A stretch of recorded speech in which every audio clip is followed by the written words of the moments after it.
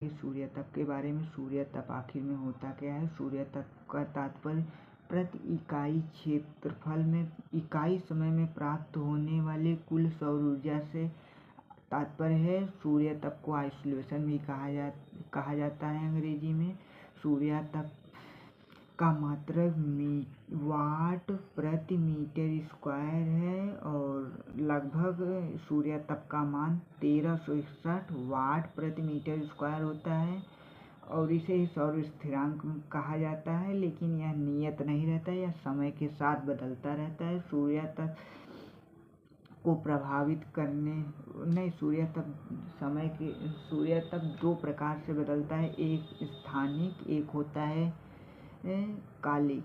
कालिक में ये होता है कि कोई भी अगर कालिक में समय को बात होती है, तो अगर हम समय जैसे इस टाइम हमारे यहाँ का तापमान 35 है तो 1 घंटे बाद 34 हो सकता है, 33 हो सकता है, यानी बदलता रहता है सूर्य तप। और दूसरा जो है स्थानिक, यानी अगर प्रयागराज का तापमान 34 मान लेते हैं तो और कहीं दूसरे जगह का जैसे दिल्ली का तापमान 30 हो सकता है, 28 हो सकता है, या ज़्यादा भी हो सकता है, कम भी हो सकता है, मतलब 2 प्रकार का अंतर हो सकता है सूर्य तप में। अब हम बात करेंगे इसको प्रभावित करने वाले कारक क्या क्या हो सकते हैं। तो सबसे पहला और मुख्य कारक हो सकता है आपतन कोण।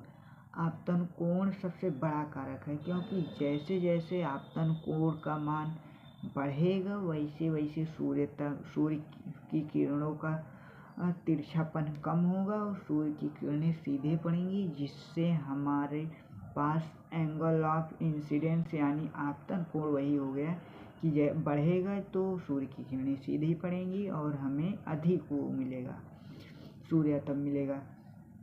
और सूर्य तप को भी 3 प्रकार से हम कह सकते हैं। जैसे पहला हो गया दिन और रात। दिन और रात में होता क्या है कि अगर दिन और रात की अवधि, अगर दिन की अवधि अधिक है तो सूर्य तप हमको अधिक मिलेगा, अगर दिन की अवधि कम है तो हमको सूर्य तप कुछ कम मात्रा में मिलेगा।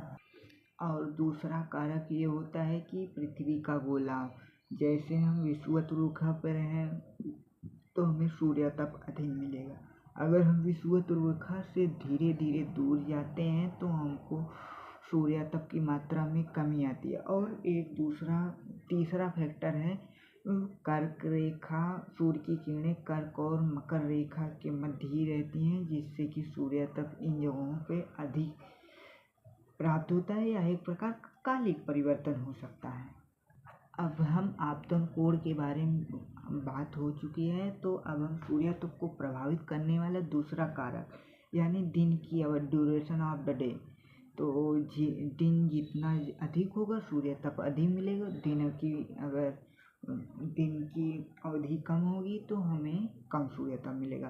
अब हम बात करेंगे कि क्या बोलते हैं पृथ्वी का दीर्घवृत्ताकार पथ। तो पृथ्वी का जो पथ है वो गोलाकार न होकर दीर्घवृत्ताकार है। तो इससे होता क्या है कि कभी सूर्य के पृथ्वी नज़दीक रहती है तो कभी दूर रहती है। जब पृथ्वी सूर्य के नज़दीक होती है तो सूर्य तप अधिक मिलता है, जब दूर होती है तो सूर्य तप कम मिलता है। तो 3 जनवरी को पृथ्वी सूर्य के करीब पास में होती है और 4 जुलाई को पृथ्वी सूर्य से दूरी रहती है।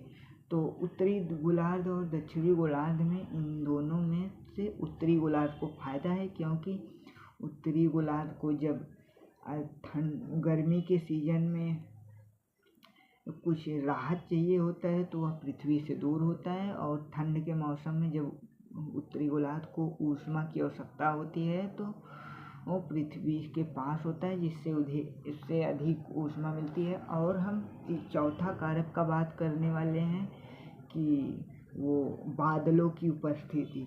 बादलों की उपस्थिति भी हमें सूर्य तप को क्या बोलते हैं प्रभावित करने वाले कारकों में है। जैसे जहाँ स्वच्छ आकाश और बादलों से सही बादल रहेगा जहाँ पे वहाँ पर सूर्य तप कम मिलेगा, और जहाँ स्वच्छ होगा वहाँ पर सूर्य तप अधिक मिलेगा। ढाल की दिशा भी वो पांचवा कारक ढाल की दिशा हो सकती है। ढाल की दिशा का मतलब जैसे अगर हम किसी हिमालय पे लेते हैं तो एक तरफ हमको अधिक ऊष्मा मिलती है, एक तरफ नहीं मिलती, तो सूर्य तप इसको भी प्रभावित कर सकता है कि हमारा ढाल की दिशा किस तरफ है, इधर है कि इधर है। सूर्य की तरफ अगर इधर होगी तो ऊष्मा अधिक मिलेगा, अगर इधर होगी तो नहीं मिलेगा। और एक है सोलर साइकिल। सोलर साइकिल मतलब होता है सूर्य का चक्र। सोलर चक्र का तात्पर्य होता है कि सूर्य को देखा जाता है तो उसमें सन स्पॉट हो जाते हैं, यानी कुछ धब्बे हो जाते हैं, जिससे यह धब्बा बढ़ता रहता है और घटता रहता है। यह धब्बा घटता बढ़ता चुंबकीय विसंगतता के कारण होता है। यह धब्बा जब बढ़ता है तो उस स्थान का तापमान कुछ कम होता है, लेकिन पृथ्वी पर आने वाली ऊर्जा बढ़ जाती है। पृथ्वी बोल रहे हैं, सूर्य का तापमान लगभग 7000 डिग्री सेंटीग्रेड हो जाता है, जिससे कि सूर्यता में वृद्धि हो जा सकती है। इस तरह हमने 5-6 कारकों के बारे में आपको बता दिया। Thank you so much.